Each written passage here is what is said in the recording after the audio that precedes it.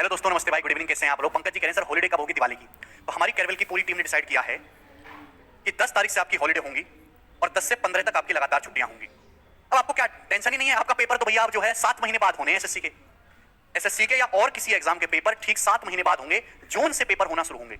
जून, जुलाई, अगस्त, सितंबर, अक्टूबर, नवंबर तक पेपर चलेंगे। प्री की बात बता रहा हूं मैं, क्योंकि अगले साल अटक गया है स्टार्टिंग में चुनाव में कोई परीक्षाएं नहीं होती हैं। ठीक है जी,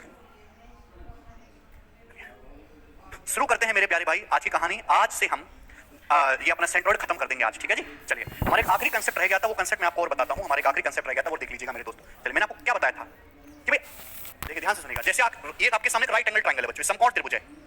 ये समकोण त्रिभुज है मेरे प्यारे भाई, हैं? ठीक है बच्चों, आप बोलोगे हाँ जी सर। ए बी सी एक समकोण त्रिभुज है मेरे दोस्तों, ए बी सी, ठीक है ना। और इसमें एंगल सी 90 डिग्री का, कोण सी आपका 90 डिग्री का, ठीक है ना। चलिए अब देखो, साइड एसी का मिड पॉइंट डी है, साइड एसी का मध्य बिंदु डी है, और साइड बीसी का मिड पॉइंट ई है। साइड बीसी का मिड पॉइंट ई है। क्लियर है? आप बोलोगे हाँ जी सर, बिल्कुल सही। इसका मतलब D and E R mid points of, D and E R mid points of AC and BC respectively. D and E are midpoints of AC and BC respectively. Government job लेने के लिए आदमी को बहुत लंबे टाइम का patience चाहिए, बहुत लंबा समय लगता है। ये बकवास की बात है 6 महीने में नौकरी ली और ये हो गया। जनरली तैयारी शुरू करने से लेकर नौकरी की जॉइनिंग तक एक आदमी को अमूमन सरकारी नौकरी की तैयारी शुरू करने से नौकरी लेने तक कम से कम एक आदमी को 2.5 साल का समय लगता है। 2.5 साल का।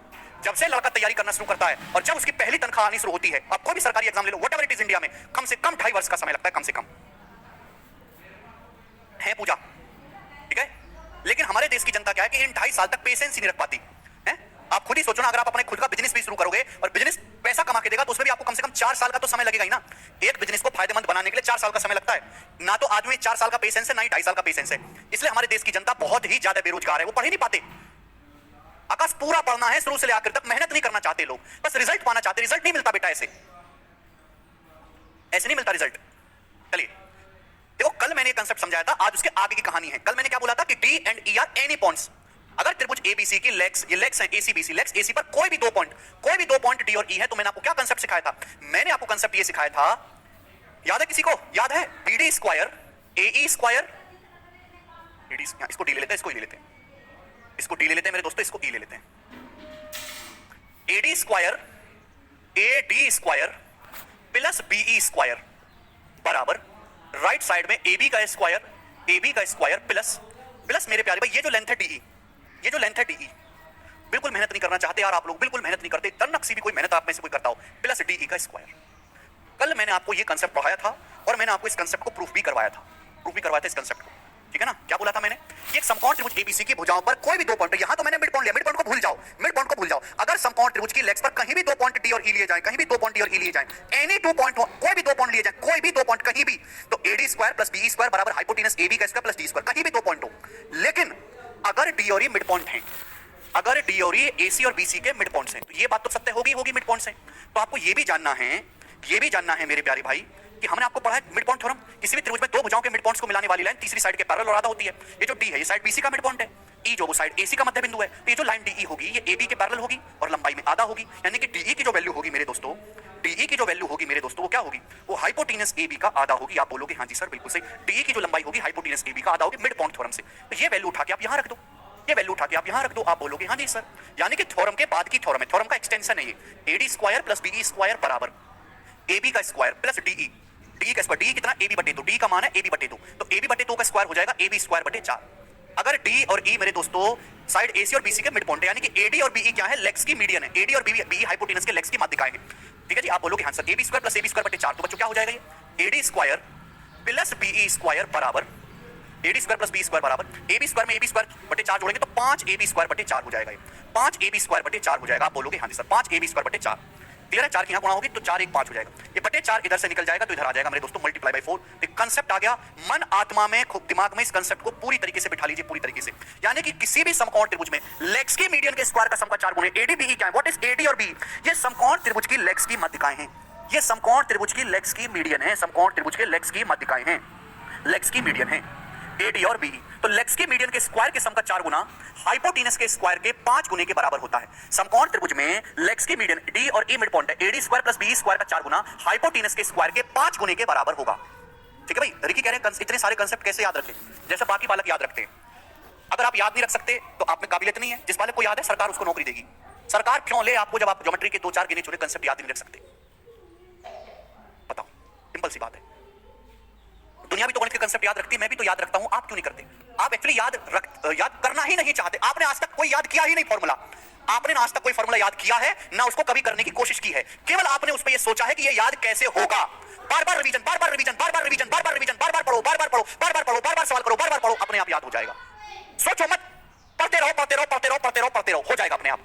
नहीं, लेकिन आपको विचार करना है कैसे होगा, कैसे होगा। मैं कह रहा हूं करते रहो, होगा। सुनते ही नहीं आप हमारी बात। यानी कि किसी भी समकोण त्रिभुज में लेग्स के मीडियन के स्क्वायर के सम का 4 गुना, लेग्स के मीडियन के स्क्वायर के सम का 4 गुना हाइपोटेनस के स्क्वायर के 5 गुने के बराबर होता है। लेग्स के मीडियन के स्क्वायर के सम का 4 गुना हाइपोटेनस के स्क्वायर के 5 गुने के बराबर होता है। इंपॉर्टेंट कंसेप्ट है, पेपर में सवाल आता है, आपको कोई भी 2 वैल्यू दे देगा और आपसे तीसरी वैल्यू पूछ लेगा। भाई अगर मैं AB का स्क्वायर को उधर ले आऊं, मैंने देखो ये कंसेप्ट जब मैं राइट एंगल ट्रायंगल पढ़ाऊंगा तो आगे भी आएगा, आगे भी आएगा दोस्तों, भूल मत जाना। तब तक आगे की बात है बेटा, कल यहां तक नहीं पढ़ाया था। AD square plus BE square, AB square को नीचे ले आएंगे। बेटा तुम घर से बिल्कुल रिवीजन नहीं करके आते हो, तुम घर से बिल्कुल रिवीजन नहीं करके आते हो। 4 घर चला जाएगा 5/4। तुम लोगों में पेशेंस ही नहीं है किसी चीज का। आप लोगों में किसी चीज का कोई पेशेंस ही नहीं है कि चुपचाप बैठ के पढ़ते रहो डेली। ये सवाल कई बार एग्जाम में पूछा गया। आप बोलोगे सर ये कैसा सवाल है? थ्योरेटिकल सवाल, क्वेश्चन ही थ्योरी आपसे पूछी गई है। मतलब आपको ऐसे बोल देगा, आपसे सवाल कैसे पूछता है, ध्यान से सुनिएगा मेरे दोस्तों। ABC एक समकोण त्रिभुज है जिसमें एंगल C 90 डिग्री है, एंगल C 90 डिग्री है। साइड BC का मिड पॉइंट D है, साइड AC का मध्य बिंदु E है। तो बताओ AD square plus BE square बटे AB स्क्वायर बराबर क्या? ये दे देगा आपको 4 ऑप्शन दे देगा, एक 1, एक 5/4, एक 3/2 और एक 4/5। इस तरीके से आपको 4 ऑप्शन दे देगा। तो भैया कैसे करेंगे? सिंपल सा फॉर्मूला याद होना चाहिए, कई बार आ चुका है पेपर में, कई बार। तो AB स्क्वायर जब इधर आएगा तो इसकी वैल्यू क्या आएगी? 5/4। तो याद होना चाहिए, फॉर्मूला भी पूछा गया, सवाल नहीं केवल फॉर्मूला भी पूछा गया है। ठीक है जी, AD square plus BE square upon AB square बराबर 5/4। ठीक है जी, यहां तक कोई परेशानी, कोई तकलीफ?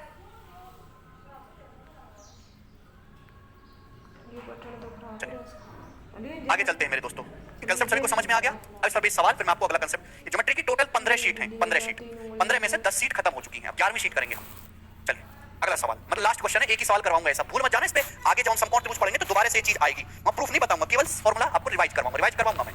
एक समकोण त्रिभुज में न्यून कोणों के शीर्षों से माध्यिकाओं की लंबाई 7 और 4√6 है। त्रिभुज के कर्ण की लंबाई कितनी है? देखो यहाँ पे तो नाम भी नहीं दिया गया है, फिर भी सवाल बन गया। बहुत बढ़िया सवाल है, जो भी कंसेप्ट समझा वही है। जैसे भी आपके सामने एक समकोण त्रिभुज हो गया इस तरीके से ABC, जैसे स्टूडेंट आपके सामने राइट एंगल ट्रायंगल एक समकोण त्रिभुज हो गया ABC, बोला है एक समकोण त्रिभुज में न्यून कोणों के शीर्षों से माध्यिकाओं की लंबाई। तो भाई ये न्यून कोण होती है तो 90 डिग्री हो गया। A और B एक्यूट एंगल है, तो एक्यूट एंगल से जो माध्यिका खींचते हैं, एक्यूट एंगल से जो माध्यिका खींचते हैं BE और AD, एक्यूट एंगल से हमने माध्यिका खींची। इनकी लंबाई आपको दी है मेरे दोस्तों 7 और 4√6। हाइपोटेनस की लंबाई पूछे तो क्या कंसेप्ट सिखाया बच्चों? अभी मैंने अभी सिखाया कि भाई लेग्स के मीडियन के स्क्वायर के सम का 4 गुना 4 times of AD square plus BE square बराबर होता है बच्चों हाइपोटेनस के स्क्वायर का 5 गुना। तो आपको केवल यहाँ पे वैल्यू रखनी है। न्यून कोण से माध्यिकाओं की लंबाई यानी कि समकोण त्रिभुज की 90 डिग्री बनाने वाली भुजाओं की माध्यिका दी है 7, 7 का स्क्वायर 49, ये 4√6, 4√6 का स्क्वायर 96, 4√6 का स्क्वायर 16 चिकम 96 बराबर 5 टाइम्स ऑफ AB स्क्वायर। आप बोलोगे हाँ जी सर। अब 49 प्लस 96 कितना आ जाएगा मेरे दोस्तों? 49 प्लस 96 आ जाएगा जी आपका 145, 145। ठीक है जी, आप बोलोगे सर। तो 4 गुणा 145, 5 से 145 कितनी बार कट जाएगा बच्चों? 29 बार। दोनों तरफ से अंडर रूट ले लेंगे तो AB की लंबाई क्या आ जाएगी? 4 का अंडर रूट 2, 29 का रूट 29। तो हाइपोटेनस कर्ण AB की लंबाई आएगी 2√29। और डी ऑप्शन सवाल का आंसर है डी। बात समझ। तो जिस बच्चे को फॉर्मूला याद है वो 1 सेकंड में कर लेगा, जिसको नहीं याद है वो नहीं कर पाएगा। 2018 से पहले ऐसे सवाल आते थे ज्योमेट्री में जिनमें आपको एक्स्ट्रा दिमाग लगाना पड़ता था। आजकल ऐसे सवाल आते हैं कि अगर किसी बच्चे को फॉर्मूला और थ्योरी भी याद है ना तो वो भी कर लेगा। ठीक है जी। नहीं देखिए, इस सवाल में फिगर बनाने की कोई भी जरूरत नहीं थी, वो तो मैंने आपको समझाने के लिए यहाँ पर फिगर बनाई। ना फिगर बनाने की कोई जरूरत थी, ना ये लाइन लिखने की कोई जरूरत थी, आप डायरेक्ट ये करते।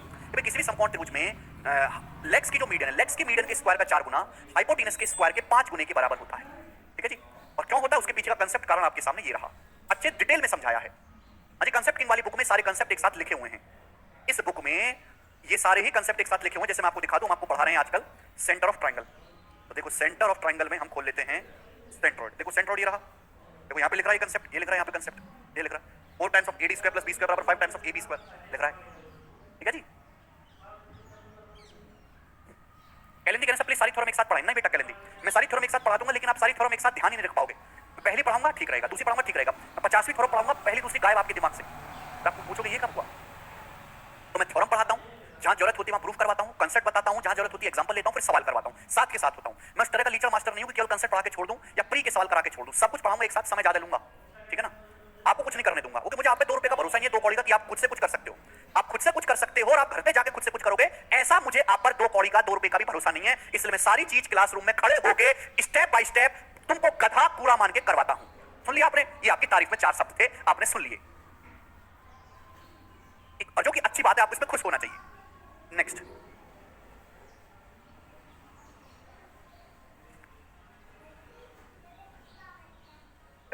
अब आपके सामने ज्योमेट्री की नेक्स्ट और 11वीं सीट है बच्चों। ट्रायंगल, ट्रायंगल समाप्त होने वाला है। देखो 3 स्पेशल ट्रायंगल हैं, एक इक्विलेटरल ट्रायंगल समबाहु त्रिभुज, दूसरा आइसोसेलेस ट्रायंगल समद्विबाहु त्रिभुज, और तीसरा राइट एंगल ट्रायंगल समकोण त्रिभुज। ज्योमेट्री का 80% हिस्सा ट्रायंगल ही है, 80% हिस्सा ट्रायंगल के अलावा कुछ नहीं है ज्योमेट्री में, बस एक सर्कल है अलग। तो इन तीनों ट्रायंगल को हमें स्पेशली अलग से पढ़ना है। तो ज्योमेट्री की 11वीं सीट में है आपके दोनों ट्रायंगल, इक्विलेटरल ट्रायंगल और आइसोसेलेस ट्रायंगल। शीट जो है वो अपलोड हो गई होगी मेरे दोस्तों, अगर आपने देखी होगी तो सब लोग अपनी कॉपी में हेडिंग डालेंगे इक्विलेटरल ट्रायंगल यानी कि समबाहु त्रिभुज। सब लोग अपनी कॉपी में हेडिंग डाल लो इक्विलेटरल ट्रायंगल, इक्विलेटरल ट्रायंगल यानी कि समबाहु त्रिभुज, इक्विलेटरल ट्रायंगल समबाहु त्रिभुज, समबाहु त्रिभुज। सब लोग अपनी कॉपी में हेडिंग डालेंगे इक्विलेटरल ट्रायंगल समबाहु त्रिभुज। ठीक है, सबसे पहले मैं आपको इसका कांसेप्ट बताता हूं। हालांकि मैं सारे कांसेप्ट पहले ही पढ़ा चुका हूं, यहां पे मैं उनका दोबारा से रिवीजन करवा रहा हूं। ठीक है ना, सारे कांसेप्ट पहले पढ़ा चुका हूं, नया कुछ भी नहीं बताऊंगा, यहां पर उसका दोबारा से रिवीजन होगा। सुनिए बच्चों, जैसे स्टूडेंट्स हमने आपके सामने ट्रायंगल बनाया ए बी सी। कोई भी ट्रायंगल इक्विलेटरल तभी कहलाएगा जब उसकी तीनों भुजाएं बराबर हो। अगर त्रिभुज की तीनों भुजाएं बराबर हो, ये स्मॉल ए, ये भी स्मॉल ए और ये भी स्मॉल ए, तो ट्रायंगल कैसा हो जाएगा? इक्विलेटरल ट्रायंगल समबाहु त्रिभुज होगा। तीनों भुजाएं अगर बराबर होगी तो तीनों कोण भी बराबर होंगे बच्चों। ये 60 डिग्री का, ये 60 डिग्री का और ये वाला कोण भी 60 डिग्री का, 60 डिग्री का। ठीक दोस्तों, अगर मैं यहां से परपेंडिकुलर डालता हूं, अगर मैं यहां पॉइंट ए से साइड बीसी पे परपेंडिकुलर डालता हूं, परपेंडिकुलर मैंने पॉइंट ए से साइड बीसी पर परपेंडिकुलर डाला, ये एडी, लंब डाला एडी, यानी कि जो एडी है, एडी इक्विलेटरल ट्रायंगल की हाइट है। एडी जो है वो समबाहु त्रिभुज की हाइट है, और इसको जो है मेरे दोस्तों एच से डिनोट करते हैं। किससे डिनोट करते हैं? एच से डिनोट करते हैं। समबाहु त्रिभुज की भुजा स्मॉल ए है। भाई अगर ये 90 डिग्री है, ये 60 है, तो कितना बचेगा मेरे दोस्तों? 30 डिग्री का बचेगा। ये 90 है, ये 60 है, तो कितने का बचेगा? 30 डिग्री का बचेगा। यानी कि लाइन एडी एंगल बाइसेक्टर भी हो गई। तो ये लाइन एडी हाइट है, यही लाइन एडी कोण ए का बाइसेक्टर भी है, कोण ए का बाइसेक्टर भी है। आप बोलोगे हाँ जी सर बिल्कुल सही। देखो दोनों ट्रायंगल एकदम कॉन्ग्रुएंट है, सर्वांगसम। ये भी 90 डिग्री, ये भी 90 डिग्री, ये 30 60 90 है, 30 60 90, ये भी 30 60 90 है, दोनों सर्वांगसम है। भाई 90 डिग्री के सामने यहां भी स्मॉल ए है, इसका भी हाइपोटेनस सेम है। जब यहां पे मेरे दोस्तों तीनों कोण बराबर हैं, कर्ण बराबर है, तो ये सर्वांगसम होंगे। सर्वांगसम होंगे तो 30 डिग्री के सामने की भुजा पीडी और यहां 30 डिग्री के सामने की भुजा सीडी, ये भी बराबर हो जाएगा। यानी कि अगर ये पूरी साइड स्मॉल ए है तो ये आधा हो जाएगा, ये भी a/2 और ये भी a/2 हो जाएगा कि नहीं? आप बोलोगे हाँ जी सर। यानी कि यही लाइन आपकी ये जो है लाइन साइड एडी, ये बीसी को बाइसेक्ट भी कर रही है, यही लाइन आपकी माध्यिका भी है। क्लियर? आप बोलोगे हाँ जी सर बिल्कुल सही। तो ये सेम ही लाइन आपकी मेरे दोस्तों हाइट भी है, सेम ही लाइन आपकी एंगल बाइसेक्टर भी है, और ये सेम ही लाइन आपकी माध्यिका भी है। आप बोलोगे जी बिल्कुल सही, कोई परेशानी नहीं है। ठीक है जी। ये जो लाइन है साइड बीसी के ऊपर हाइट भी है, ये लाइन बीसी का बाइसेक्टर भी कर रही है, तो ये लाइन बीसी का परपेंडिकुलर बाइसेक्टर भी है। यही लाइन हाइट है, यही एंगल बाइसेक्टर है, यही माध्यिका है, यही बीसी का लंब समद्विभाजक भी है। तो हाइट कितनी होगी मेरे दोस्तों? जवाब दो, हाइट h कितना आएगा? हमने आपको पढ़ा है 30 60 90, ये 60 डिग्री है, ये 90 डिग्री है, ये 30 डिग्री है। हमने आपको पढ़ा है 30 डिग्री के सामने 1 होता है, 60 डिग्री के सामने √3 होता है, 90 डिग्री के सामने 2 होता है। 30 60 90 बहुत स्पेशल ट्रायंगल है, 1:3:2। यहाँ पे इक्विलेटरल ट्रायंगल की साइड स्मॉल ए है, तो कितना है? a/2 है। कितना आएगा? 1 यूनिट की वैल्यू a/2 है, तो √3 यूनिट की वैल्यू आएगी, √3 गुना √3 a/2। तो इक्विलेटरल ट्रायंगल की जो हाइट होती है वो √3/2 होती है। इक्विलेटरल ट्रायंगल की हाइट √3/2 है। आप बोलोगे जी बिल्कुल सही, मैं आपकी बात को अच्छी तरीके से समझाऊं। समबाहु त्रिभुज की हाइट, अगर मैं इक्विलेटरल ट्रायंगल के एरिया की बात करूं कि इक्विलेटरल ट्रायंगल का एरिया यानी कि क्षेत्रफल क्या है? किसी भी त्रिभुज का क्षेत्रफल है 1/2 आधार गुणा ऊंचाई। भाई बेस कितना है? a, और उसके ऊपर हाइट कितनी है? √3/2 है। तो इक्विलेटरल ट्रायंगल का जो एरिया होता है वो √3/4 √3/4 समबाहु त्रिभुज का क्षेत्रफल है। क्लियर है? आप बोलोगे हाँ जी सर बिल्कुल सही। समबाहु त्रिभुज का पेरीमीटर यानी कि परिमाप क्या होता है भाई? इक्विलेटरल ट्रायंगल का जो पेरीमीटर है, परिमाप, वो तीनों भुजाओं का योग, स्मॉल ए 3 होता है। 3 a + a + a 3a। देखो जैसे आपके यहाँ पे एंगल ए की लाइन हाइट परपेंडिकुलर, सारी काम ये लाइन कर रही है, बिल्कुल ऐसे ही बी के साथ भी होगा, बिल्कुल ऐसे ही सी के साथ भी होगा। अगर हम वर्टेक्स सी से हाइट खींचे तो वही लाइन एंगल बाइसेक्टर बनेगी, वही माध्यिका बनेगी, वही परपेंडिकुलर बाइसेक्टर बनेगी। तो इक्विलेटरल ट्रायंगल एक ऐसा ट्रायंगल है जिसके चारों सेंटर यानी कि इन सेंटर, ऑर्थो सेंटर, सेंट्रॉइड और सर्कम ऑर्थो सेंटर, सेंट्रॉइड और ये मेरे दोस्तों ऑर्थो सेंटर एक ही जगह होते हैं। इक्विलेटरल ट्रायंगल ही एक ऐसा अकेला ट्रायंगल दुनिया में है जिसके चारों ही centre, incentre, circumcentre, centroid, orthocentre एक ही जगह होते हैं। क्लियर है? आप बोलोगे हाँ जी सर एकदम क्लियर है। सब पहले पढ़ा चुका हूं, दोबारा रिवीजन करवा रहा हूं। ये समबाहु त्रिभुज का अंतः केंद्र है। अंतः केंद्र त्रिभुज की तीनों भुजाओं से बराबर दूरी पर होता है, तो ये जो दूरी होगी स्मॉल r इन रेडियस। ये इक्विलेटरल ट्रायंगल का सर्कम सेंटर है, परिकेंद्र O। सर्कम सेंटर तीनों वर्टेक्स से बराबर दूरी पर होता है, तो परिकेंद्र की वर्टेक्स से जो दूरी होगी सर्कम रेडियस कैपिटल R। ये इक्विलेटरल ट्रायंगल का सेंट्रॉइड यानी कि केंद्रक है, और सेंट्रॉइड मीडियन को 2:1 बांटता है, रेशियो 2:1 होगा। यानी कि इक्विलेटरल ट्रायंगल की सर्कम रेडियस से इन रेडियस का जो रेशियो होता है वो हमेशा 2:1 होता है। तो इक्विलेटरल ट्रायंगल के सर्कम सर्कल और इन सर्कल के एरिया का रेशियो क्या आएगा? इक्विलेटरल ट्रायंगल के सर्कम सर्कल और इन सर्कल इक्विलेटरल ट्रायंगल के सर्कम सर्कल बाह्यवृत्त और इन सर्कल अंतःवृत्त के एरिया का रेशियो क्या आएगा भाई? सर्कल का एरिया होता है पाई आर स्क्वायर, एरिया जो होता है रेडियस के स्क्वायर पे डिपेंड करता है। अगर रेडियस का रेशियो 2:1 है तो एरिया का रेशियो क्या आएगा? स्क्वायर 4:1। भाई इसका स्क्वायर कर देंगे तो इक्विलेटरल ट्रायंगल के सर्कम सर्कल और इन सर्कल के एरिया का रेशियो 4:1 होता है। इक्विलेटरल ट्रायंगल की जो इन रेडियस है, इन रेडियस वो क्या होगी मेरे दोस्त? इन रेडियस ये इक्विलेटरल ट्रायंगल की मेरे दोस्तों यहां से यहां तक ये हाइट है, यही मीडियन है, सब कुछ यही लाइन है। तो ये h है, ये 2:1 का रेशियो है, तो इन रेडियस जो होती है वो हाइट का 1/3 होती है। सर्कम रेडियस जो होती है मेरे दोस्तों इक्विलेटरल ट्रायंगल की हाइट का 2/3 होती है, 2/3। भाई h को 2:1 में बांटेंगे, 2/3 है, ये 1/3 है, 1/3 है, 2/3। हाइट क्या होता है मेरे दोस्तों? हाइट है √3/2। इक्विलेटरल ट्रायंगल की हाइट कितनी है? √3/2 है। √3/2 रखोगे 3 से भाग करोगे आएगा a/2√3। यानी कि अगर किसी समबाहु त्रिभुज की भुजा a है तो उसकी इन रेडियस a/2√3। सर्कम रेडियस क्या होगी मेरे दोस्तों? देखो हाइट क्या है? हाइट है √3/2 है, √3/2 है, वैल्यू रखोगे 2 से 2 कट जाएगा, √3 से 3 कटेगा, √3 से 3 कटेगा √3 बार, यानी कि a/√3। तो इक्विलेटरल ट्रायंगल की सर्कम रेडियस a/√3 मेरे दोस्तों। आप बोलोगे हां जी सर बिल्कुल सही, ये इक्विलेटरल ट्रायंगल की रेडियस है और ये आपका सर्कम रेडियस है। इसके अलावा और कोई कांसेप्ट इसमें नहीं बचता, यही कांसेप्ट है। मैं चौथी बार बता रहा हूं आपको बात। तो किसी भी समबाहु त्रिभुज की अगर भुजा स्मॉल a है तो उसकी इन रेडियस होती है a/2√3 और सर्कम रेडियस होती है a/√3। सर्कम रेडियस हमेशा इन रेडियस का दुगना होती है। इक्विलेटरल ट्रायंगल की जो परित्रिज्या होती है वो उसकी अंतः त्रिज्या का दुगना होती है।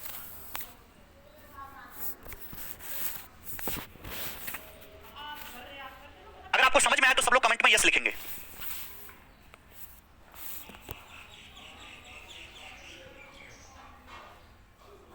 समबाहु त्रिभुज के चारों सेंटर एक ही जगह होते हैं।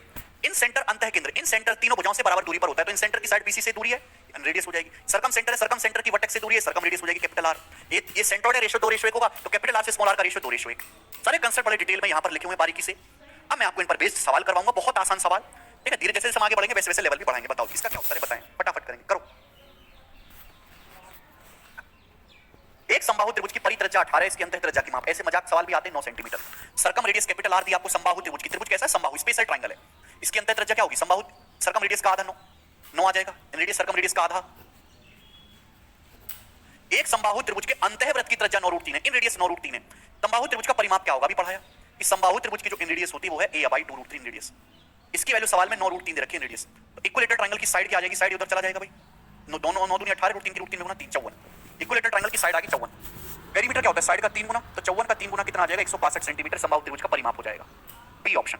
देखो सीएचएसएल टियर 1 के पेपर का सवाल था 2022 में, बिल्कुल लेटेस्ट क्वेश्चन। केवल फॉर्मूला याद है, आप कर पाओगे। ठीक है ना? बिल्कुल लो लेवल से शुरू करूंगा और एकदम धज्जियां उड़ाने वाले लेवल तक जाऊंगा। बताइए अगला सवाल करो। एक समबाहु त्रिभुज का एरिया 81√3 है। इस त्रिभुज की परिधि क्या है?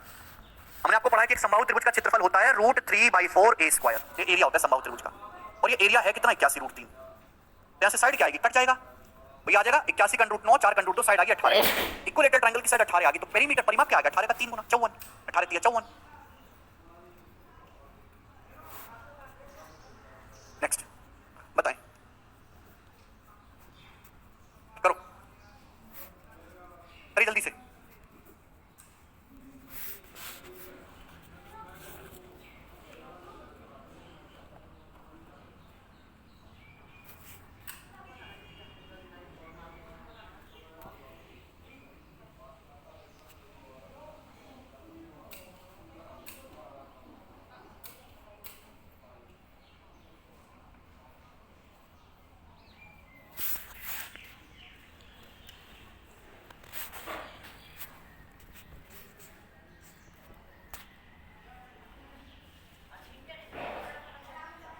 हाइट है ये, तो यहां से समबाहु त्रिभुज का साइड कितना आ जाएगा? 32।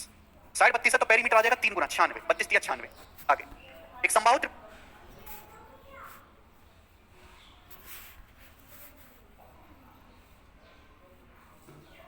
त्रिभुज है, एडी बीसी पे परपेंडिकुलर है, पॉइंट बीसी पर है। एडी बीसी पे परपेंडिकुलर है तो एडी क्या है? समबाहु त्रिभुज की हाइट है। ये हाइट आपसे पूछा परिमाप।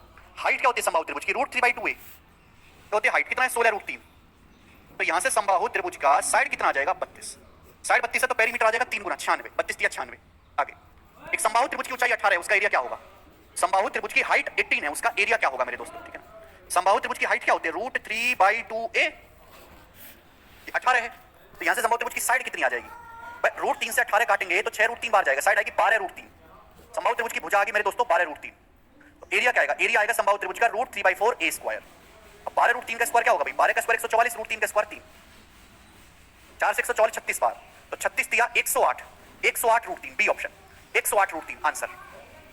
B option. पहले संभावित त्रिभुज की साइड निकाली, फिर हमने एरिया निकाला √3/4 a स्क्वायर का फॉर्मूला लगा के। इसका स्क्वायर आसानी से कर सकते हैं, 12 का स्क्वायर 144, √3 का स्क्वायर। ठीक है ना। जब मैं आपको मेंस्ट्रुएशन पढ़ाऊंगा तो मैं आपको एक आसान तरीका भी सिखाऊंगा, ये करेंगे। छठा जी बताइए, किसी संभावित त्रिभुज की मध्य का L है, उसका एरिया क्या होगा? जवाब दो बच्चों। छठा बिल्कुल बेसिक सवाल, किसी संभावित त्रिभुज की मीडियन की लंबाई L है, उसका एरिया क्या होगा?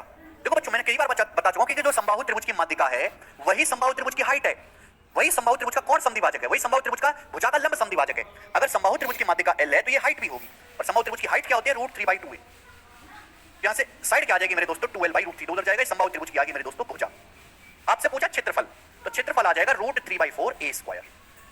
इसका स्क्वायर 2L/√3, इसका स्क्वायर करेंगे तो 2L का स्क्वायर 4L स्क्वायर, नीचे √3 का स्क्वायर 3, 4 से 4 कट गया, √3 से 3 √3 बार कट गया, तो L²/√3। अच्छा यहाँ पे काटा नहीं है, ए ऑप्शन आ जाएगा। √3L²/3 A option, √3L²/3। बिल्कुल बेसिक सवाल, केवल फॉर्मूला बेस्ड करके बताइए इस सवाल का क्या आंसर है, फटाफट करेंगे, बताओ।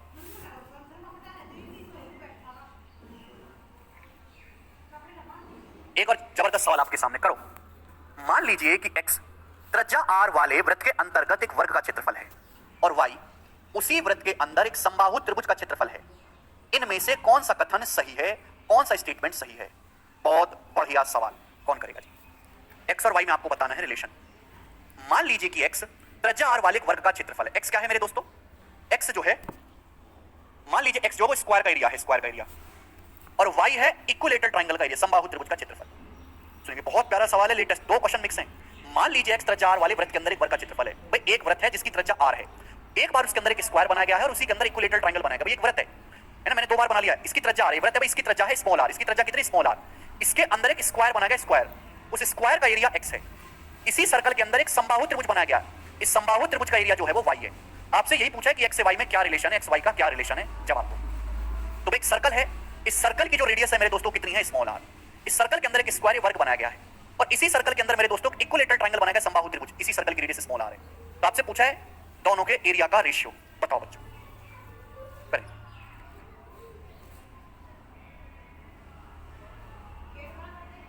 इक्विलेटरल ट्रायंगल का एरिया y है।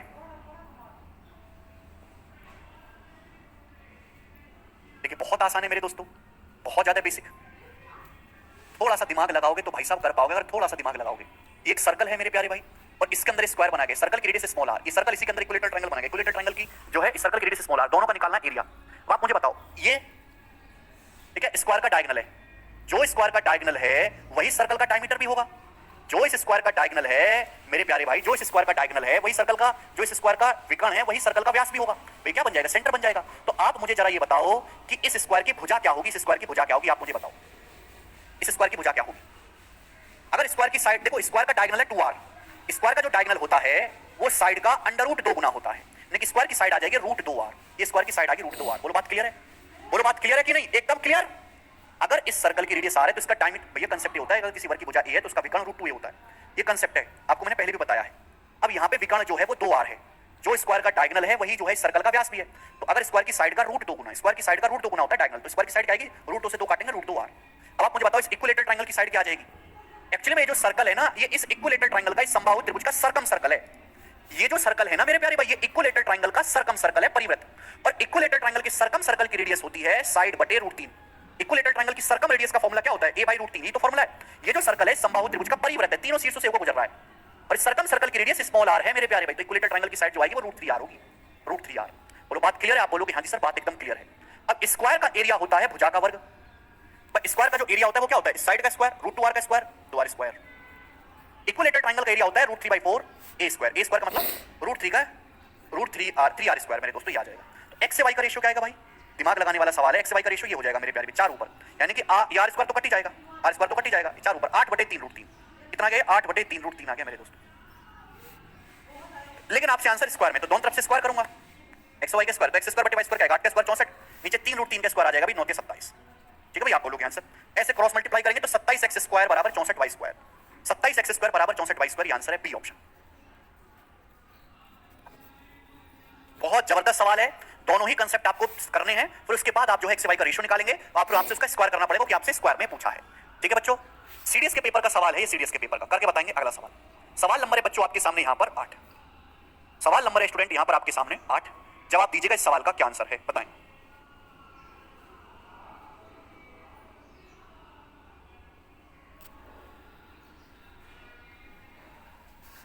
देखो मेरे प्यारे भाई, 8 और 9 दोनों एक जैसे सवाल हैं। इन दोनों सवालों के पीछे मैं आपको बताऊंगा कंसेप्ट। सभी लोग इस कंसेप्ट को ढंग से पढ़ लें और समझ लें, प्यार से सुनिएगा। देखो मेरे दोस्तों, ये एक इक्विलेटरल ट्राइंगल, एक समबाहु त्रिभुज है।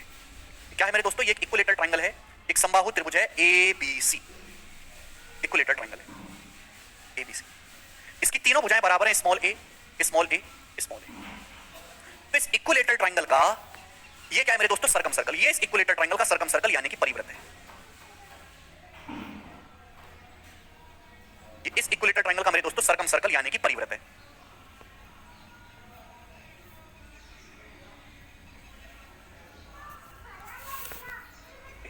तो मेरे दोस्तों इक्विलेटरल ट्राइंगल है और ये इस इक्विलेटरल ट्राइंगल का मेरे प्यारे भाई सर्कम सर्कल यानी कि परिवृत्त है। आप बोलोगे सर ये बहुत अच्छा सर्कल है, सर्कम सर्कल परिवृत्त, ठीक है भाई साहब। और मेरे प्यारे भाई ये इस इक्विलेटरल ट्राइंगल का इन सर्कल यानी कि अंतःवृत्त है। ये इस इक्विलेटरल ट्राइंगल का इन सर्कल यानी कि अंतःवृत्त है। बोलो हाँ, आप बोलोगे हाँ जी सर बिल्कुल सही। तो मेरे दोस्तों मेरे पास है एक इक्विलेटरल ट्राइंगल का सर्कम सर्कल, इक्विलेटरल ट्राइंगल और मेरे दोस्तों उसका इन सर्कल। मैं जानना चाहता हूं इन तीनों के एरिया का रेशियो क्या होगा, इन तीनों के एरिया का रेशियो क्या होगा। इक्विलेटरल ट्राइंगल के सर्कम सर्कल, इन सर्कल और इक्विलेटरल ट्राइंगल के सर्कम सर्कल, उस इक्विलेटरल ट्राइंगल और उसके इन सर्कल, इन तीनों के एरिया का रेशियो क्या होगा, ये रेशियो आपको पता होना चाहिए। ध्यान से सुनिएगा मेरे प्यारे भाई, एक बात बताओ, ध्यान से सुनिएगा। इक्विलेटरल ट्राइंगल के सर्कम सर्कल की रेडियस होती है a/√3। इक्विलेटरल ट्राइंगल की इन रेडियस होती है a/2√3। इक्विलेटरल ट्राइंगल की रेडियस होती है a/2√3। ये होती है इक्विलेटरल ट्राइंगल की इन रेडियस। इक्विलेटरल ट्राइंगल की सर्कम रेडियस होती है मेरे दोस्तों a/√3। परित्रिज्या अंतःत्रिज्या होती है a/2√3। तो देखो यहाँ बटे √3 भी आ रहा है, यहाँ बटे 2√3 भी आ रहा है। तो भाई एक ऐसा नंबर जो √3 से भी कटता हो और √3 से भी डिवाइड होता हो, 2√3 से भी डिवाइड होता है, इन दोनों से डिवाइड होने वाला एक नंबर मैंने मान लिया कि माना इक्विलेटरल ट्राइंगल की साइड 2√3 है, माना इक्विलेटरल ट्राइंगल समबाहु त्रिभुज की भुजा 2√3 है, माना इक्विलेटरल ट्राइंगल की साइड 2√3। अगर इक्विलेटरल ट्राइंगल की साइड 2√3 है तो उसकी सर्कम रेडियस कितनी आ जाएगी बच्चों? सर्कम रेडियस कितनी आ जाएगी? 2। इक्विलेटरल ट्राइंगल की साइड 2√3 है तो सर्कम रेडियस कितनी आ जाएगी? 2। इन रेडियस क्या आ जाएगी? इन रेडियस 2√3 बटे 2√3 1, ये आ जाएगा 1। क्लियर है? आप बोलोगे हाँ जी सर बिल्कुल सही, एकदम कोई दिक्कत नहीं है। तो भाई मैंने √3 और 2√3 दोनों से कटने वाला नंबर, इनका एलसीएम 2√3 इक्विलेटरल ट्राइंगल की साइड मान लिया। तो इक्विलेटरल ट्राइंगल की सर्कम रेडियस है 2, इन रेडियस है 1। तो आप मुझे बताओ इन तीनों के एरिया का रेशियो क्या आएगा? तो आप जानते हैं किसी सर्कल का एरिया होता है पाई r स्क्वायर। अब यहाँ पे इस सर्कम सर्कल की रेडियस 2 है तो इसका एरिया क्या आ जाएगा? पाई 2 का स्क्वायर। आप बोलोगे हाँ जी सर बिल्कुल सही रेशियो। ये इक्विलेटरल ट्राइंगल की साइड 2√3 है, इक्विलेटरल ट्राइंगल की साइड 2√3 है तो इसका एरिया क्या आ जाएगा? √3/4 a स्क्वायर। अब 2√3 का स्क्वायर है 12 है, 2√3 का स्क्वायर 12 है, 4 से 12 3 बार कट जाएगा 3√3, 4 से 12 3 बार कट जाएगा 3√3।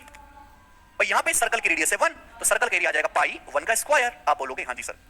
अब बताओ 2 का स्क्वायर क्या हो गया बच्चों? 2 का स्क्वायर हो गया 4 पाई और पाई। ये क्या आ गया मेरे दोस्तों? 3√3 रेशियो पाई और पाई रेशियो 3√3 रेशियो पाई। ये रेशियो बन गया।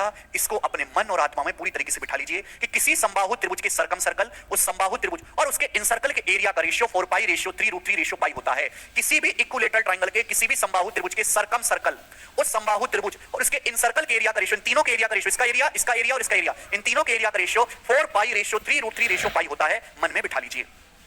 क्यों होता है उसके पीछे मैंने आपको कारण भी समझाया। कारण ना समझ में आया हो तो भी मैं आपकी मदद नहीं कर सकता, इससे ज्यादा कुछ नहीं बताया जा सकता। केवल फॉर्मूला है भैया, इसमें समझने लायक कुछ था ही नहीं। किसी भी समबाहु त्रिभुज के सर्कम सर्कल, समबाहु त्रिभुज और उसके इनसर्कल के एरिया का रेशियो 4 पाई रेशियो 3√3 रेशियो पाई होता है। आप बोलोगे हाँ जी सर बिल्कुल सही। अगर आपको एक कंसेप्ट पता है तो इस पे सवाल बहुत तेजी में होते हैं, जैसे कि आप ये देखेंगे सवाल नंबर 8। ठीक है जी, बताओ। किसी समबाहु त्रिभुज के, जैसे सवाल देखो, समबाहु त्रिभुज के परिवृत्त और अंतःवृत्त के क्षेत्रफल का अंतर 2156 स्क्वायर सेंटीमीटर है। समबाहु त्रिभुज का एरिया ज्ञात करें। समबाहु त्रिभुज के सर्कम सर्कल और इनसर्कल के एरिया का डिफरेंस। अगर आपको कंसेप्ट नहीं पता होगा ना तो आप कैसे करोगे? माने समबाहु त्रिभुज की भुजा स्मॉल है, आप सर्कम सर्कल का एरिया निकालोगे, इनसर्कल का एरिया निकालोगे, फिर उनका डिफरेंस लोगे, उसमें बहुत टाइम वेस्ट हो जाएगा। मैंने अभी आपको कंसेप्ट समझाया कि किसी भी इक्विलेटरल ट्राइंगल के सर्कम सर्कल, इक्विलेटरल ट्राइंगल और उसके इनसर्कल के एरिया का रेशियो 4 पाई रेशियो 3√3 रेशियो पाई होता है। ये रेशियो होता है इस इक्विलेटरल ट्राइंगल के सर्कम सर्कल, इक्विलेटरल ट्राइंगल और उसके इनसर्कल के एरिया का रेशियो। ये मैंने आपको पढ़ाया है अभी जस्ट थोड़ी देर पहले, ठीक है ना? इक्विलेटरल ट्राइंगल के सर्कम सर्कल, इक्विलेटरल ट्राइंगल और उसके इनसर्कल। देखो सर्कम सर्कल और इनसर्कल के एरिया, सर्कम सर्कल के एरिया 4 पाई, इनसर्कल के एरिया पाई, इनका रेशियो भी निकालेंगे तो 4 रेशियो एक ही आएगा, पाई तो कट ही जाएगा ना। सवाल में आपको क्या दिया है? समबाहु त्रिभुज के सर्कम सर्कल और इनसर्कल के एरिया का डिफरेंस। सर्कम सर्कल और इनसर्कल के एरिया का डिफरेंस आपको दिया है, एरिया का रेशियो है, एरिया का। तो 4 पाई रेशियो पाई कितना आ जाएगा? 3 पाई। इसकी वैल्यू सवाल में आपको दिया, एरिया का डिफरेंस 2156 सेंटीमीटर स्क्वायर। 4 पाई और पाई का डिफरेंस 3 पाई। बच्चों पाई का मतलब क्या? 22/7। तो 3 गुणा 22/7। पाई का मतलब तो ये होता है ना 22/7। आप बोलोगे हाँ जी सर बिल्कुल सर। बताओ कितनी बार जाएगा? 22 से। 22 निम्मा 198, 17 22 8 176। तो 3 यूनिट की वैल्यू कितनी आ जाएगी? 3 यूनिट की वैल्यू 7 उधर चला जाएगा। 98 की जब मैं 7 में गुणा करूंगा तो 700 से 14 कम आएगा 686। 686 सेंटीमीटर स्क्वायर 3 यूनिट की वैल्यू आ गई।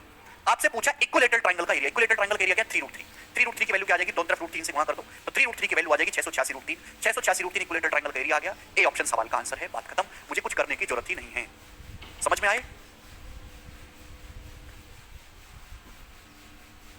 क्लियर?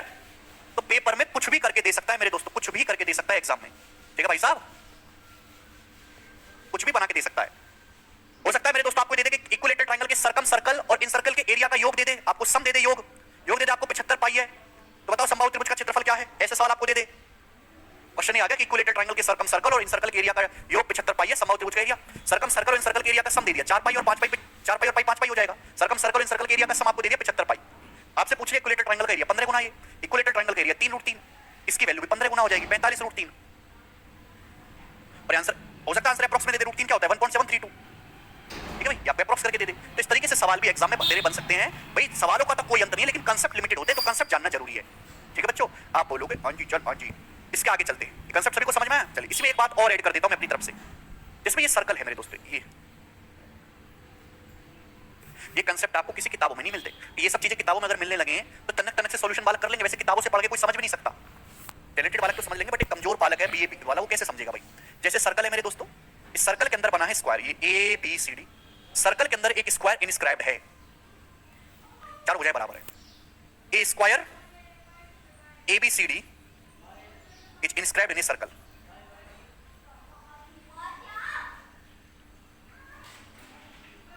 तो मेरे प्यारे भाल को ये स्क्वायर है जो एक वर्ग एबीसीडी के अंदर बना हो। इनस्क्राइब्ड का मतलब होता है कि स्क्वायर के जो चारों कोने हैं वो सर्कल की परिधि पर आने चाहिए, इस तरीके से। तो आप मुझे बताओ इस सर्कल के एरिया, इस सर्कल और इस स्क्वायर के एरिया का, इस स्क्वायर के एरिया का क्या रेशियो है? इन दोनों के एरिया का क्या रेशियो होगा? सर्कल के अंदर एक स्क्वायर बनता है, तो सर्कल और स्क्वायर के एरिया का रेशियो क्या होगा? जवाब देंगे, सब बालक देंगे। देखो भाई, जैसे भी सर्कल का सेंटर है O, और ये होगी मेरे सर्कल का सेंटर है, जैसे ये होगी सर्कल की रेडियस। अब इसको मैं आगे बढ़ाऊंगा, इस सर्कल का सेंटर, ये हो गया सर्कल का डायमीटर यानी कि व्यास, ये हो गया सर्कल का डायमीटर। अब जो सर्कल का देखो ये 90 डिग्री का कौन है? 90 डिग्री किस पे बनता है? सेमी सर्कल में, यानी कि अर्धवृत्त में। यानी कि ये लाइन ही आपका एसी डायमीटर होना चाहिए सर्कल का। जो स्क्वायर का विकर्ण है वही सर्कल का व्यास है, डायमीटर है। भाई अगर मैं सर्कल की रेडियस को 1 मान लेता हूं कि माने रेडियस 1 है, ये भी 1 है, तो स्क्वायर की साइड क्या आएगी? स्क्वायर की साइड अगर ए है, स्क्वायर की साइड अगर ए है तो साइड का रूट 2 गुना होता है डायगोनल, डायगोनल 2 है, तो स्क्वायर की साइड आएगी √2। स्क्वायर की भुजा √2 आएगी, √2 को √2 से गुणा करेंगे तब ये 2 आएगा। स्क्वायर डायगोनल जो होता है ना वो साइड का √2 गुना होता है। डायगोनल आपको 2 दिया है, डायगोनल कितना है? 2, तो स्क्वायर की साइड आ जाएगी √2। तो सर्कल की रेडियस 1 है, तो सर्कल का एरिया क्या आ जाएगा? पाई, सर्कल की रेडियस 1 है, 1 का square 1 pi r square. Square का एरिया क्या होता है? भुजा का वर्ग, स्क्वायर का एरिया होता है साइड का स्क्वायर। तो पाई 1 का स्क्वायर 1 हो गया भाई, पाई हो गया √2 का स्क्वायर 2, यानी कि तो स्क्वायर की साइड आ जाएगी √2। तो सर्कल की रेडियस 1 है, तो सर्कल का एरिया क्या आ जाएगा? पाई, सर्कल की रेडियस 1 है, 1 का square 1 pi r square. Square का एरिया क्या होता है? भुजा का वर्ग, स्क्वायर का एरिया होता है साइड का स्क्वायर। तो पाई 1 का स्क्वायर 1 हो गया भाई, पाई हो गया √2 का स्क्वायर 2, यानी कि किसी भी सर्कल और सर्कल के अंदर एक स्क्वायर बनाया जाए तो सर्कल और उसके अंदर बने स्क्वायर के एरिया का रेशियो पाई रेशियो 2 होता है। सर्कल और उसके अंदर बने स्क्वायर के एरिया का रेशियो पाई रेशियो 2 होता है। सर्कल और उसके अंदर बने स्क्वायर के एरिया का रेशियो पाई रेशियो 2 होता है। पाई रेशियो 2 को हम ऐसे भी लिख लेते हैं, पाई का मतलब 22/7, रेशियो 2, 2 से कट जाएगा 11 बार, क्या रेशियो 7। सर्कल और उसके अंदर बने स्क्वायर के एरिया का रेशियो 11/7 होता है। सर्कल और उसके अंदर बने स्क्वायर के एरिया का रेशियो 11/7।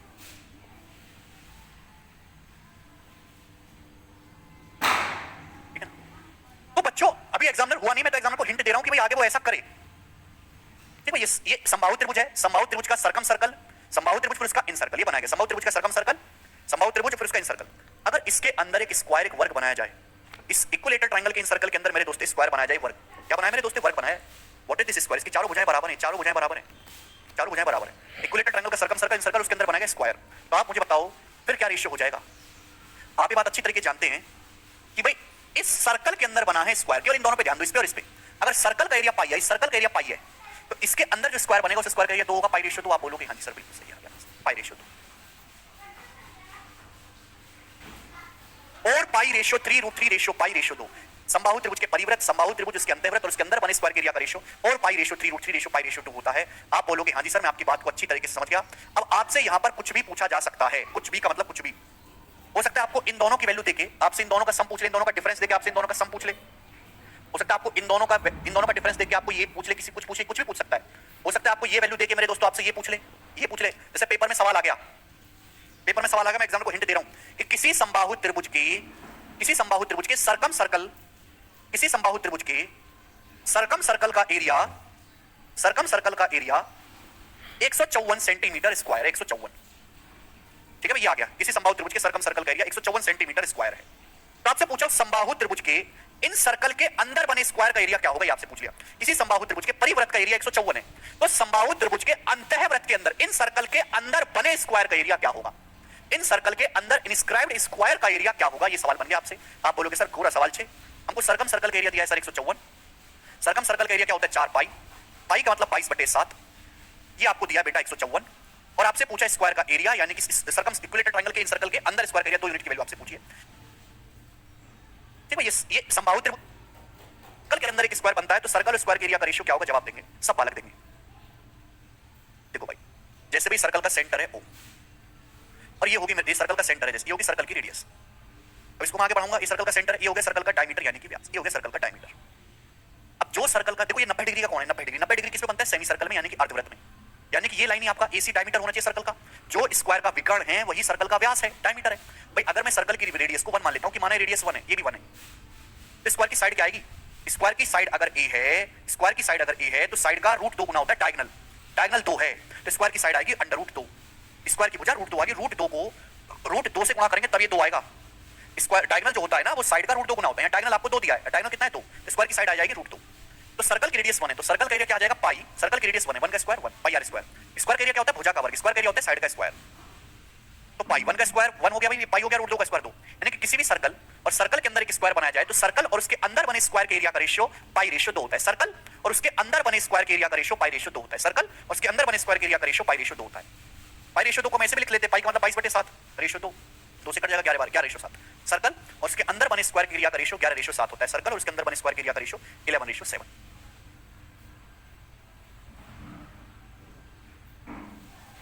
ठीक है ना? तो बच्चों अभी एग्जामिनर हुआ नहीं, मैं तो एग्जामिनर को हिंट दे रहा हूं कि भाई आगे वो ऐसा करे। देखो ये समबाहु त्रिभुज है, समबाहु त्रिभुज का सर्कम सर्कल, समबाहु त्रिभुज फिर उसका इन सर्कल, ये बनाया गया समबाहु त्रिभुज का सर्कम सर्कल, समबाहु त्रिभुज फिर उसका इन सर्कल। अगर इसके अंदर एक स्क्वायर एक वर्ग बनाया जाए, इस इक्विलेटरल ट्रायंगल के इन सर्कल के अंदर मेरे दोस्त स्क्वायर बनाया जाए, वर्ग क्या बनाया मेरे दोस्त, वर्ग बनाया है। व्हाट इज दिस स्क्वायर, इसकी चारों भुजाएं बराबर हैं, चारों भुजाएं बराबर हैं, चारों भुजाएं बराबर हैं। इक्विलेटरल ट्रायंगल का सर्कम सर्कल इन सर्कल उसके अंदर बनाया गया स्क्वायर।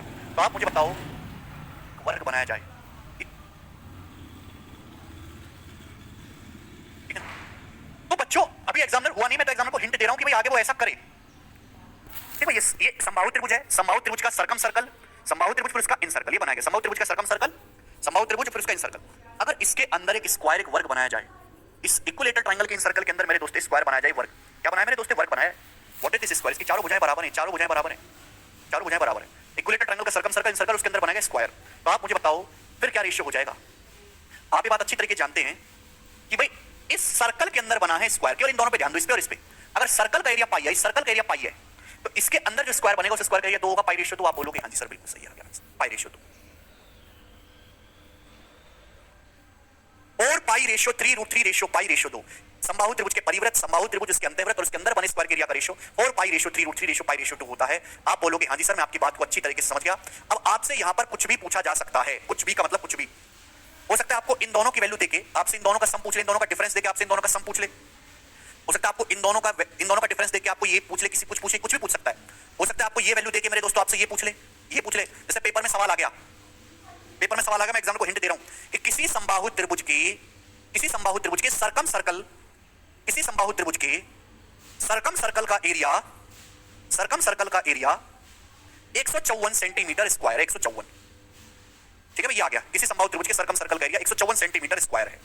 तो आपसे पूछा समबाहु त्रिभुज के इन सर्कल के अंदर बने स्क्वायर का एरिया क्या होगा, ये आपसे पूछ लिया। किसी समबाहु त्रिभुज के परिवृत्त का एरिया 154 है, तो समबाहु त्रिभुज के अंतःवृत्त के अंदर इन सर्कल के अंदर बने स्क्वायर का एरिया क्या होगा, इन सर्कल के अंदर इंस्क्राइब्ड स्क्वायर का एरिया क्या होगा, ये सवाल बन गया आपसे। आप बोलोगे सर पूरा सवाल 6, हमको सर्कम सर्कल का एरिया दिया है सर 154।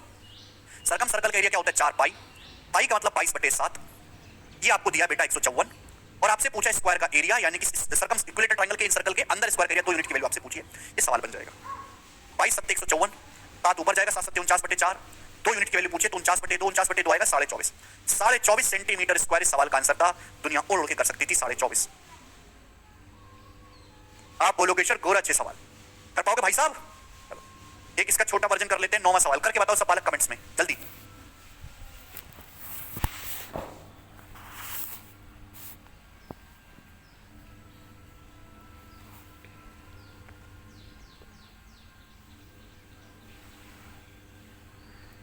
सवाल है 24 सेंटीमीटर की भुजा वाले समबाहु त्रिभुज में एक वृत्त बनाया गया है, उस वृत्त में बनाए गए वर्ग का एरिया क्या है? हालांकि आप इसको बेसिक से भी कर सकते हैं, रेशियो का इस्तेमाल करके भी कर सकते हैं, जैसे मर्जी आप ऐसे करो। एक इक्विलेटरल ट्रायंगल है जिसकी साइड है 24। अब उसके अंदर एक वृत्त बनाएगा, 24 सेंटीमीटर की भुजा वाले समबाहु त्रिभुज में एक वृत्त बनाएगा, इसके अंदर मेरे दोस्त एक वृत्त बनाया गया, वृत्त, उस वृत्त के अंदर मेरे प्यारे भाई स्क्वायर बनाया गया, उस वृत्त के अंदर स्क्वायर बनाया गया। आपसे पूछा इस स्क्वायर का एरिया बताओ। सवाल सीपीओ के पेपर का 2019 का। अब देखिए मेरे प्यारे भाई, हमने आपको कांसेप्ट समझाया, किसी भी इक्विलेटरल ट्रायंगल के सर्कम सर्कल, उस इक्विलेटरल ट्रायंगल, उसके इन सर्कल और उसके अंदर बने स्क्वायर के एरिया का रेशियो ये होता है। आपको इक्विलेटरल ट्रायंगल का एरिया पता है और आपसे स्क्वायर का एरिया पूछा है, इन दोनों में पूछ लिया, 4 रेशियो 3√3। अब इक्विलेटरल ट्रायंगल की साइड है बच्चों 24, भुजा 24 इक्विलेटरल ट्रायंगल की, तो एरिया क्या आएगा? अगर इक्विलेटरल ट्रायंगल की साइड 24 है तो एरिया आएगा √3/4, 24 का स्क्वायर, 24 बटे ये 144√3 हो जाएगा, 24 का स्क्वायर 576/4, 144√3। इक्विलेटरल ट्रायंगल का एरिया आएगा 144√3। बताओ कितने गुना? 3√3 की वैल्यू 144√3 है। अरे गधा लोग, ये बात समझ में आई कि नहीं? इक्विलेटरल ट्रायंगल की साइड 24 है तो इक्विलेटरल ट्रायंगल का एरिया आ जाएगा ये। इसको सॉल्व करूंगा तो 24, ये 4 2 का स्क्वायर होता है, 24 बटे 2 12 का स्क्वायर हो गया ये, ठीक है ना? 144√3, तो 3√3 के लिए 144√3 48 गुना, तो इसके अंदर बने स्क्वायर का एरिया भी 48 गुना आएगा, यानी कि 96। तो 96 से सवाल का आंसर आ जाएगा सी ऑप्शन, एकदम करेक्ट बात सर। बहुत बेहतरीन सवाल है, ठीक है ना?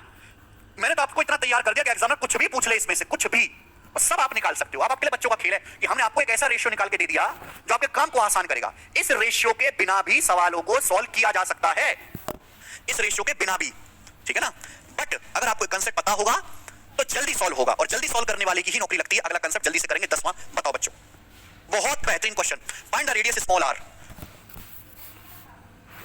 आपसे स्मॉल आर पूछा है, ये चित्र दिया, ये साइड 6, ये भी 6, ये भी 6, ये इसका इंसर्कल है भाई इक्विलेटरल ट्रायंगल का, और आपसे ये पूछा है स्मॉल आर। बताओ, अगर आपको ध्यान हो तो मैंने आपको पढ़ाया है, ठीक है ना? ध्यान हो, इन सर्कल में मैंने आपको पढ़ाया था किसी इक्विलेटरल ट्रायंगल की सर्कल, इक्विलेटरल ट्रायंगल होना चाहिए, सर्कम सर्कल, 3 जगह खाली बच गई, यहां यहां यहां, तीनों जगह कहीं भी सर्कल बना दो, तो छोटू मोटू के एरिया का रेशियो जो होता है मेरे दोस्तों, कितना रेडियस का रेशियो जो होता है 1:3 होता है, मैंने आपको पढ़ाया था।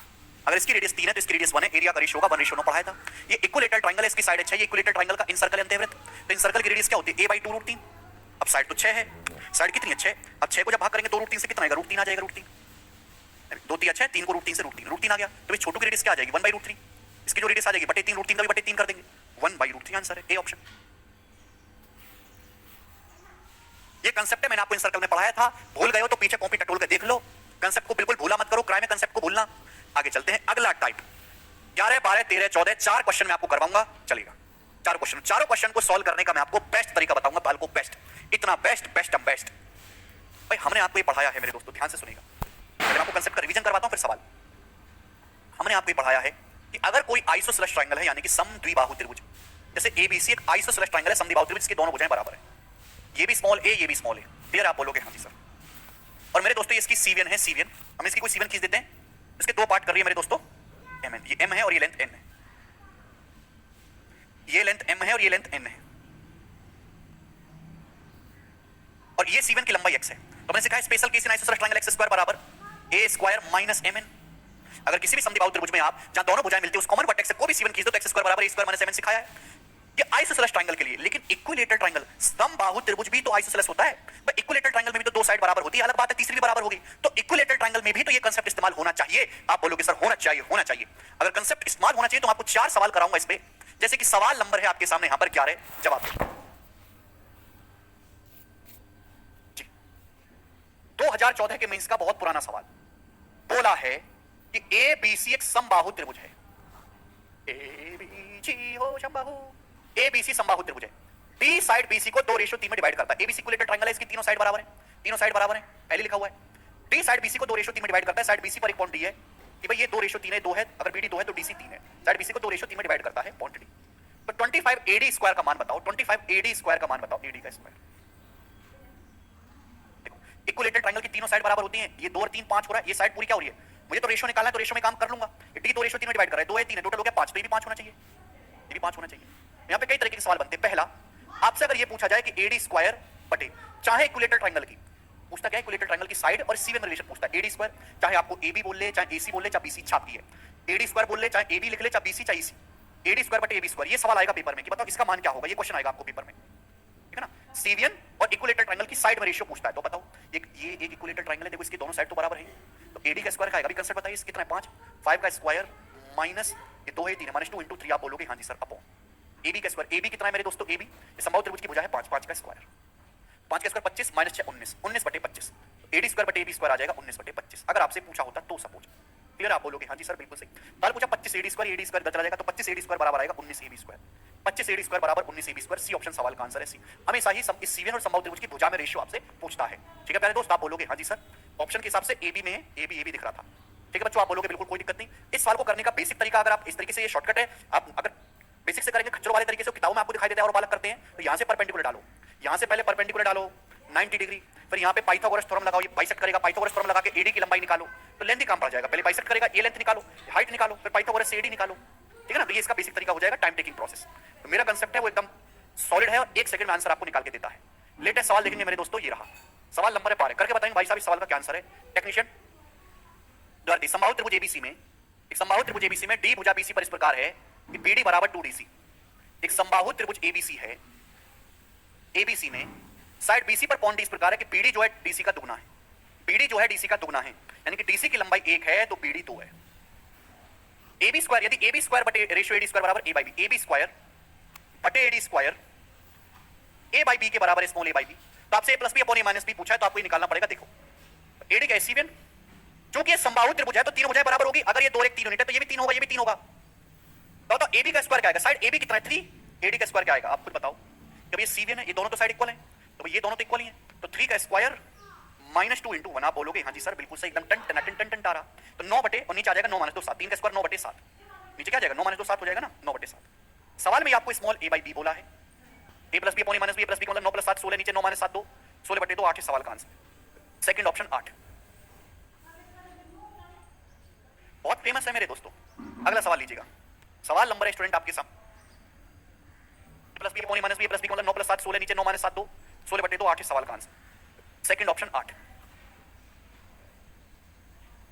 बहुत फेमस है मेरे दोस्तों।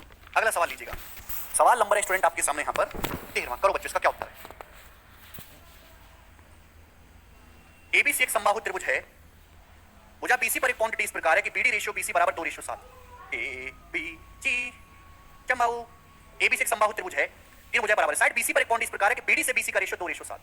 साइड बीसी पर एक क्वांटिटी इस प्रकार है कि बीडी रेशियो बीसी 2:7, क्योंकि बीडी की लंबाई 2 है, अगर बीडी की लंबाई 2 है तो बीसी 7 है, बीसी 7 है तो कितना बचा 5, बीडी 2 है तो पूरा बीसी 7 है तो 5 बचेगा ना। बोला एडी की लंबाई 5√39 है, एडी मतलब ये लेंथ एडी 5√39 है, तो आपसे पूछा इस ट्रायंगल की साइड बताओ। अगर ये 2 और 5 7 है तो ये भी 7 हो जाएगा, ये भी 7 हो जाएगा। वैसे भी आंसर 7 का मल्टीपल आना चाहिए था, ये दोनों उत्तर तो हैं, ठीक है जी। आपको दिया क्या सवाल में, एडी दिया है। अच्छा एडी की लेंथ आएगी कितनी, एडी का जो स्क्वायर होगा वो क्या आएगा रेशियो में, ये तो दोनों बराबर हैं 7 7, तो 7 का स्क्वायर माइनस ये 2 है 5 है 2 गुना 5 यानी क्या आएगा 49 माइनस 10 39, तो एडी का स्क्वायर है 39, तो एडी आ जाएगा √39। तो एडी का स्क्वायर जो है वो 49 माइनस 10 39 है, तो एडी आएगा √39। सवाल में एडी की वैल्यू बोलिए 5√39 सेंटीमीटर, कितने गुना बेटे 5 गुना, ये वैल्यू 5 गुना है। तो ट्रायंगल की साइड 7 यूनिट की वैल्यू भी 5 गुना होगी, 7 की वैल्यू भी 5 गुना होगी, 35 सेंटीमीटर सवाल का आंसर था। ऑप्शन नंबर यहां से डी करेक्ट है। प्री के पेपर में सवाल आया है, हालांकि मैंने थोड़ा सा डाटा चेंज कर दिया है, इसके अलावा 2-3 क्वेश्चन और आए हैं प्री के ही पेपर में 2022 में। ठीक, आगे चलते हैं राम। लास्ट क्वेश्चन, सवाल नंबर स्टूडेंट आपके सामने 14, जवाब दीजिएगा इसका क्या आंसर। एक समबाहु त्रिभुज एबीसी की प्रत्येक भुजा की लंबाई 3 सेंटीमीटर है, तो इक्विलेटरल ट्रायंगल एबीसी है, इसकी हर साइड की लंबाई 3 सेंटीमीटर है, तो ये भी 3 सेंटीमीटर, ये भी 3 सेंटीमीटर, ये भी 3 सेंटीमीटर। मान लीजिए डी बीसी पर एक ऐसा पॉइंट है कि ट्रायंगल एडीसी का एरिया ट्रायंगल एबीडी के एरिया का आधा है। Let D be a point on BC, side BC पर एक पॉइंट डी ऐसा है कि एडीसी का एरिया, यानी किसको मिलाना पड़ेगा, एडीसी का जो एरिया है वो ट्रायंगल एबीडी के एरिया का आधा है। एडीसी का एरिया एबीडी का आधा है, एबीडी का आधा, यानी किसका एरिया अगर 2 है तो इसका एरिया 1 है। एरिया की बात हो रही है, एरिया। एडीसी का जो क्षेत्रफल है वो एडीबी यानी क्या एबीडी के एरिया का आधा, इसका एरिया 2 है तो इसका एरिया 1 है।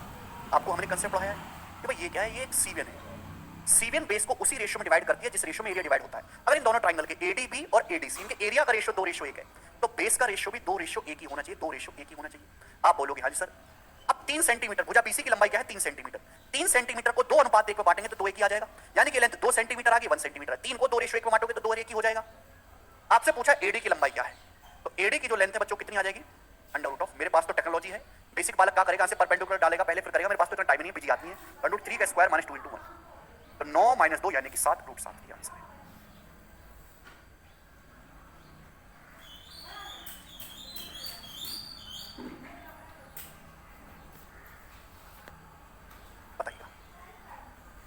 आगे चलें, नेक्स्ट एक और करवा देता हूं। सवाल नंबर है आपके सामने 15।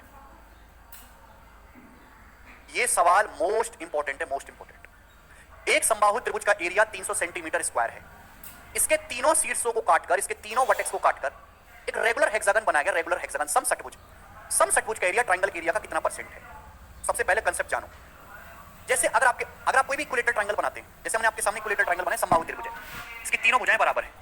हमने आपके सामने इक्विलेटरल ट्रायंगल बनाया, इसकी तीनों भुजाएं बराबर है, तो तीनों कोण भी बराबर है, 60 60 60। ये एक इक्विलेटरल ट्रायंगल है। अगर मैं इसमें किसी भुजा के पैरेलल कोई लाइन खींच देता हूं, मैंने इस साइड के पैरेलल ये लाइन खींच दी, ये ट्रायंगल एबीसी है, और मैंने साइड बीसी के समांतर ये एक लाइन खींच दी, डी, कोई भी लाइन खींच दो साइड बीसी के समांतर, तो जो छोटा ट्रायंगल बनेगा वो ट्रायंगल भी इक्विलेटरल ही होगा। भुजा बीसी के समांतर आप कोई लाइन खींचेंगे मेरे प्यारे भाई, वो छोटू ट्रायंगल भी समबाहु ही होगा, क्योंकि ये दोनों लाइन समांतर हैं।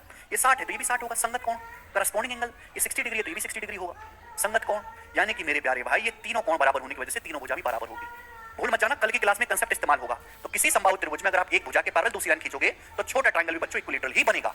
दूसरा कंसेप्ट, रेगुलर हेक्सागन या समषटभुज।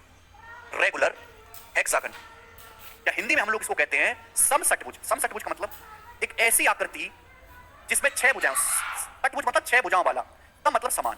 एक ऐसी आकृति जिसमें 6 भुजाएं हो और 6 की 6 बराबर हो, उसे हम रेगुलर हेक्सागन कहते हैं। जैसे कि चित्र में दिखाया गया है, एक समषटभुज है, 1 2 3 4 5 6, 6 भुजाएं होती है इसमें, और इसको हम रेगुलर हेक्सागन कहते हैं मेरे प्यारे भाई।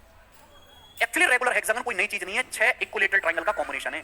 6 समबाहु त्रिभुज का सटा के बनाया जाता है। 6 समबाहु त्रिभुज को आपस में जोड़ दो, रेगुलर हेक्सागन बन जाएगा। आपको यहाँ पे 6 ट्रायंगल दिखाई दे रहे हैं, ये 6 के 6 ट्रायंगल इक्विलेटरल है, समबाहु है। Regular hexagon is nothing but 6 समबाहु त्रिभुज। 6 के 6 ट्रायंगल जो हैं इक्विलेटरल ट्रायंगल हैं, ये 6 के 6 समबाहु त्रिभुज हैं। मेंसुरेशन में आपको बताएंगे कि समषटभुज कोई नई चीज नहीं होती, 6 समबाहु त्रिभुज को बस सटा के बना दो, ये आपका रेगुलर हेक्सागन बन जाता है। ये तो सवाल आपके सामने 2017 के मेंस में आया था सीजीएल में, और कैट में 2020 में, और सीडीएस में भी आ रखा है। एक समबाहु त्रिभुज जिसका एरिया 300, इस लाइन की कोई जरूरत नहीं है। इसके तीनों शीर्षों को काटकर एक समषटभुज बनाया गया है। समषटभुज का एरिया इक्विलेटरल ट्रायंगल के एरिया का कितना परसेंट है? देखो तीनों शीर्षों को काटा गया, इक्विलेटरल ट्रायंगल है, नाम भी दे देता हूं एबीसी।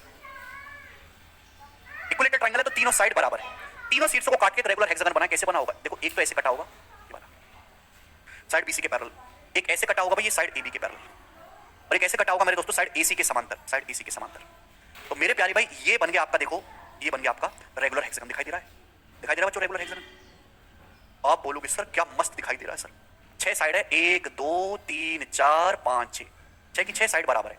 अगर आप यहां गौर से देखेंगे तो ये जो लाइन है मेरे दोस्तों इसी के समांतर तो खींची गई है, तो ये वाला ट्रायंगल भी तो इक्विलेटरल होगा, ये भी तो इक्विलेटरल होगा। इक्विलेटरल का मतलब तीनों साइड बराबर, समबाहु त्रिभुज का मतलब तीनों भुजाएं बराबर। भाई इसका मतलब ये जो साइड है रेगुलर हेक्सागन की भी साइड है, इक्विलेटरल ट्रायंगल की भी, इस इक्विलेटरल ट्रायंगल की भी साइड है। ये जो साइड है इस रेगुलर हेक्सागन की भी है और इस इक्विलेटरल ट्रायंगल की भी है। ये रेगुलर हेक्सागन की भी साइड है, इक्विलेटरल ट्रायंगल की भी साइड है। यानी कि कोने में भी तीनों के तीनों ट्रायंगल इक्विलेटरल ट्रायंगल बन गए और ये सारी भुजाएं बराबर होगी, सारी भुजाएं बराबर होगी। रेगुलर हेक्सागन का अपने आप में मतलब है 6 equilateral triangle. 6 equilateral triangle regular hexagon का अपने आप में क्या मतलब है? रेगुलर हेक्सागन का अपने आप में मतलब है 6 इक्विलेटरल, सॉरी 6 इक्विलेटरल ट्रायंगल को सटा के बना दिया जाता है। आपसे पूछा है ये जो रेगुलर हेक्सागन का एरिया है ये इक्विलेटरल ट्रायंगल के एरिया का कितना परसेंट है? भाई यहाँ पे ध्यान से अगर आप देखोगे तो रेगुलर हेक्सागन में 6 इक्विलेटरल ट्रायंगल है, 6 के 6 का एरिया बराबर है। तीनों कोने में जो ट्रायंगल बने वो भी तो तीनों इक्विलेटरल हो गए, पैरेलल लाइन खींचेंगे तभी रेगुलर हेक्सागन बन पाएगा। यानी कि रेगुलर हेक्सागन में 1 2 3 4 5 6 आ रहे हैं, और पूरे इक्विलेटरल ट्रायंगल में कितने ट्रायंगल है? 6 और 1 2 3 9, 6/9 का मतलब आ गया 2/3। तो रेगुलर हेक्सागन का एरिया इक्विलेटरल ट्रायंगल के एरिया का 2/3 है। यानी कि 2/3 को अगर परसेंटेज में बदलना है तो 66.66% होता है, और ए ऑप्शन सवाल का आंसर है। 1/3 होता है 33.33%। 2/3 को अगर परसेंटेज, आपसे परसेंटेज में पूछा है ना, 100 से गुणा करके परसेंटेज का साइन लगा लो, 200/3 66.66 आएगा। बहुत बेहतरीन सवाल है, कंसेप्चुअल मैंने आपको समझाया, मजा आया होगा। आज इतना ही, बाकी कल बाय।